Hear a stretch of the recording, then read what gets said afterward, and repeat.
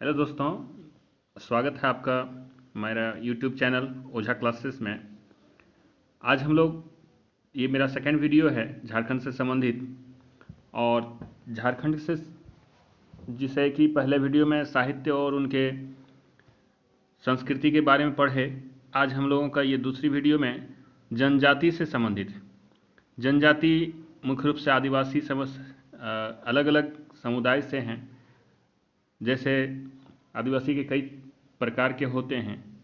एक उनके मुख्य है संथाल, गोंड, मुंडा, खड़िया, उनराव, कुड़मी, भील, हो, मीना। तो इन सभी का अपना अपना एक ऐतिहासिक गौरव रहा है। जनजातियों का इनका अपना एक अलग भाषा है, अलग संस्कृति है, अलग पर्व है, अलग निवास स्थान है और इनकी अपनी न्यायिक और प्रशासनिक इकाई भी है। अब आज जो हम लोग पढ़ रहे हैं टॉपिक वो है संथाल जनजाति।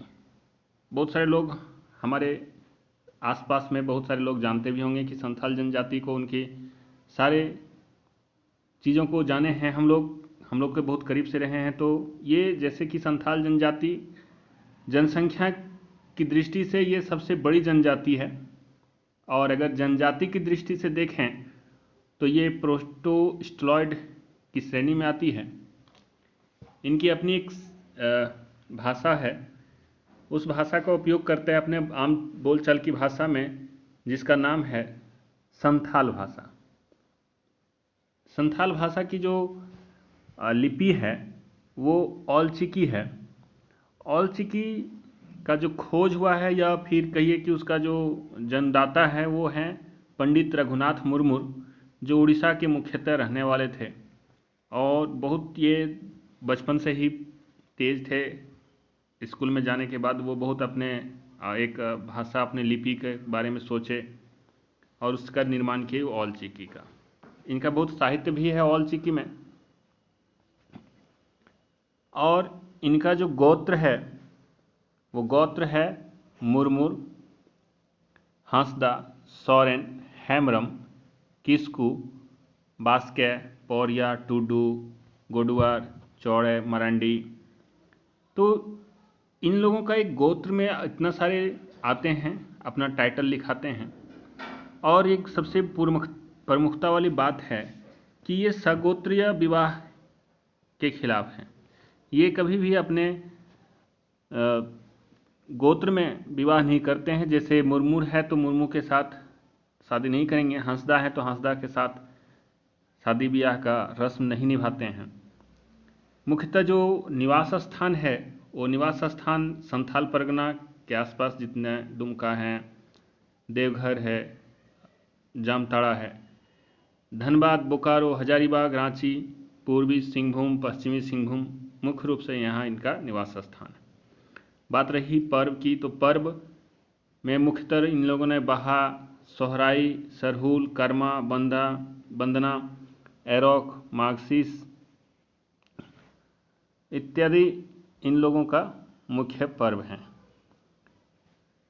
दूसरी, ग्राम पंचायत का उल्लेख इसलिए भी करना होता है, क्या है कि इनका न्यायिक और प्रशासनिक इकाई अपने में पंचायत करने में ज़्यादा विश्वास रखते हैं। और इन लोगों का सोच भी यही होता है कि हम अपने ही समुदाय में फैसला भी हो। जिनमें से मुखिया जो होते हैं इनका, वो प्रधान कहलाते हैं और प्रधान को हम लोग मांझी भी कहते हैं। इनका एक सहायक होते हैं जो उप प्रधान के नाम से जाना जाता है और आम बोलचाल की भाषा में प्राणिक कहते हैं। तीसरा जो है वो जोग मांझी है। जोग मांझी का रोल समाज में विवाह संबंधित से है, या इसको हम लोग कह सकते हैं ऊत सरदार जो होते हैं, युवाओं का जो मुखिया होते हैं, उसको हम लोग जोग मांझी से जानते हैं। गौड़ैत का भी एक मैसेंजर का काम होता है और ये जोग मांझी का सहायक होते हैं। अब अगर कुछ मामले ऐसे भी होते हैं जो किसी ग्राम पंचायत से उठ करके या प्रधान से उप प्रधान से नहीं हो पा रही है, तो ये देश मांझी की ओर जाते हैं। वहाँ एक बड़े स्तर पर मामले को सुलझाने का प्रयास करते हैं, जिसमें से 5-8 लोग इकट्ठे प्रधान होते हैं और वो फिर मुद्दे को समझते हैं। अगर यहाँ भी किसी भी मुद्दे में विवादित रह जाता है तो ये फिर परगना की ओर रुख करते हैं, जहाँ पर 15-20 देश मांझी होते हैं और तब जाकर के एक परगना कहलाता है। एक और मुख्य तीव्र बात है, चूँकि जो भी बहुत सारे एग्जाम में पूछा जाता है कि मांझी थान और जाहिर थान। मांझी थान को इसे समझिए कि बहुत सारे अगल बगल गांव होते हैं और उस गांव के बीच में मुखिया का निवास स्थान होती है। अगर हम बात करें कि ये किस तरह से है, तो आप इसे सर्कल मान के चल सकते हैं और ये अगल बगल घर है, यहाँ भी घर है, यहाँ भी घर है, यहाँ भी, यहाँ भी।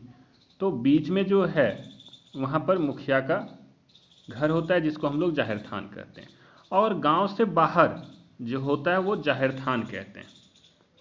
क्योंकि ये आदिवासी समुदाय के चीज़ों को जानने के लिए बहुत ज़रूरी हो जाता है।